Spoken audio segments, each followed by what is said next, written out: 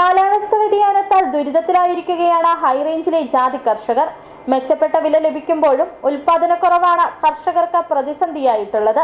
കാലം തെറ്റി ലഭിക്കുന്ന മഴയാണ് പ്രധാന വില്ലനെന്ന് ജാതി കർഷകർ പറയുന്നു. ഹൈറേഞ്ചിലെ വലിയൊരു വിഭാഗം ആളുകളുടെ പ്രധാന വരുമാന മാർഗമാണ് ജാതി കൃഷി. എന്നാൽ കാലാവസ്ഥാ വ്യതിയാനം ജാതി കർഷകർക്ക് വെല്ലുവിളിയാവുകയാണ്. ജാതിപത്രിക്ക് 2000-ന് മുകളിൽ വിപണിയിൽ വില ലഭിക്കുന്നുണ്ട്.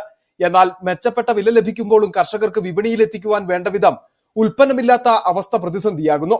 മുൻകാലങ്ങളെ അപേക്ഷിച്ച് ജാതിക്കായുടെ ഉൽപാദനത്തിൽ വലിയ തോതിൽ കുറവ് സംഭവിച്ചിട്ടുണ്ട്. കഴിഞ്ഞ സീസണിലും സ്ഥിതി സമാനമായിരുന്നു.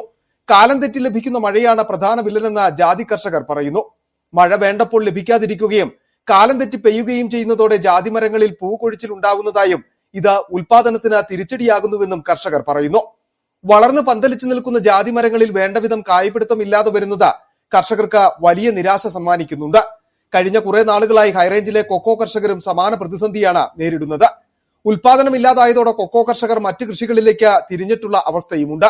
ഉൽപാദനക്കുറവ് തുടർന്നാൽ ജാതി കർഷകരും മറ്റ് കൃഷികളിലേക്ക് തിരിയുമെന്നതിന് സംശയമില്ല. City vision, Adimali.